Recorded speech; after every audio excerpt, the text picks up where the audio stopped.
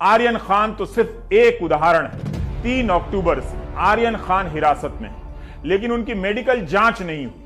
आर्यन के पास से कोई ड्रग्स नहीं मिली। इसी आधार पर मुकुल रोहतगी ने बॉम्बे हाई कोर्ट के सामने अपनी बहस शुरू की और कहा कि एनसीबी के अधिकारी पुलिस अधिकारी की तरह होते हैं और इनके सामने दिया गया कोई भी बयान कोर्ट में स्वीकार्य नहीं होता है।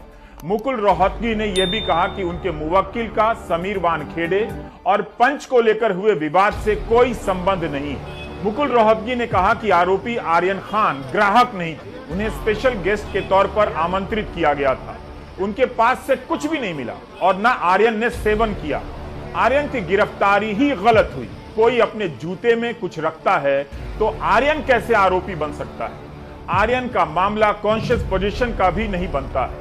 दूसरों के पास से ड्रग्स मिला है तो आर्यन को कैसे इस साजिश से जोड़ा जा सकता है?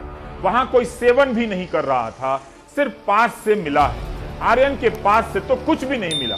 आर्यन ने किसी को पैसे भी नहीं दिए, तो ये ड्रग ट्रैफिकिंग नहीं है। आज 23 दिन हो गए, या तो केस नहीं बनता है या फिर आरोपी नंबर 2 यानी आर्यन के पास से सिर्फ 6 ग्राम की बरामदगी के हिसाब से ये जमानती केस है। रोहतगी ने कहा कि व्हाट्सएप चैट की बात हो रही है, वे रिकॉर्ड पर नहीं लाए गए लेकिन उनका हवाला दिया जा रहा है। इनमें से किसी भी चैट का क्रूज पार्टी से कोई ताल्लुक नहीं है। जो भी बातचीत है उसे क्रूज पार्टी के समय से मिलाकर देखना ही पड़ेगा। ऐसे साजिश नहीं कह सकते। कानून में इतनी कम मात्रा के लिए अधिक से अधिक 1 साल की सजा है, न्यूनतम तो कुछ भी नहीं। और अगर पुनर्वास में कोई जाता है तो वो भी नहीं। अब सुनवाई जो है कल की टल गई, लेकिन इस बीच जो एक नया मोड़ आया है मामले में वो ये है कि इन्हीं 20 आरोपियों में से 2 आरोपी मनीष राजगरिया और अरविंद साहू की जमानत हो गई है सेशन कोर्ट से। एक्यूज नंबर 11 थे, उनका नाम था मनीष राजगिरिया। ये belongs to Odisha, is businessman और उनके पास से ऐसा प्रोसिक्यूशन का एलिगेशन था कि 2.4 ग्राम ऑफ गांजा मिला है। लेकिन जो हम लोगों ने पंचनामे की कॉपी कोर्ट में एप्लीकेशन करके उनके पास से ली और एनसीबी ने हमको मेल किया तो उसमें स्पेसिफिक लिया था इनके पोजीशन से नहीं मिला हुआ है। जब क्रूज वहाँ से रिटर्न आई तो रिटर्न आते समय सिक्योरिटी ऑफिसर पाटिल ने वो हैंड ओवर किया। बस उसी के चार्जेस के हिसाब से इनको पूरा ये किया गया और सेशंस कोर्ट ने 50,000 का बिल ग्रांट किया है। पर उनके लिए भी सिमिलर दलीलें थी और उनमें मेरे ख्याल से एक एडवांटेज ये था कि कॉन्ट्राबैंड जो था वो सिक्योरिटी ऑफिसर के पास था और सिक्योरिटी ऑफिसर ने ऑफिसर्स एनसीबी को दिए थे, डायरेक्टली रिकवर नहीं थे। तो डायरेक्टली रिकवर तो आर्यन खान के पास से भी नहीं है बराबर। So that is why we will apply the rule of practical and submit before the court. धन्यवाद। लगता है कि ये जो फैसला है बहुत काम आएगा यहाँ पर। Of course, definitely.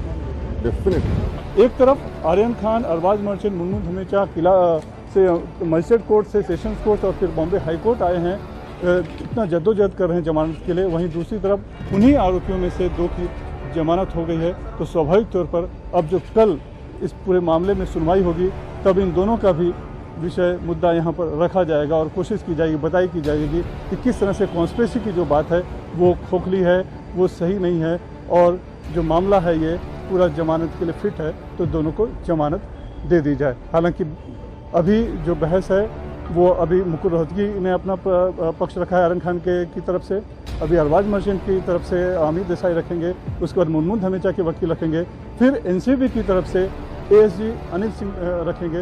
यानी कल का दिन भी लंबा चलेगा, सुनवाई लंबी चलेगी। फैसला कल आ पाएगा या नहीं पाएगा इस पर भी सवाल है।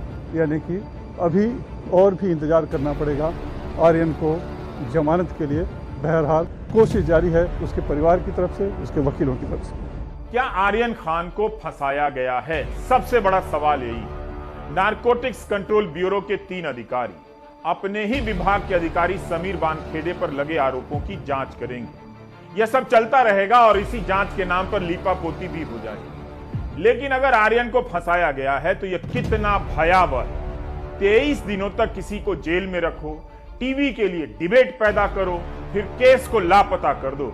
यह कोई पहला मामला नहीं है, ऐसे अनेक केस हुए हैं और आगे भी होंगे। इसी तरह डॉक्टर कफील खान को 7 महीने जेल में रखा गया, उन पर अवैध एनएसए लगा दिया गया। अवैध एनएसए लगाने वाले अधिकारी का कुछ नहीं हुआ। आर्यन का मामला क्या स्थानीय स्तर पर अफसरों के बीच के खेल का है या राष्ट्रीय स्तर की राजनीति के इशारे पर अंजाम दिया गया है? इसकी जांच ना होगी ना लोग समझेंगे।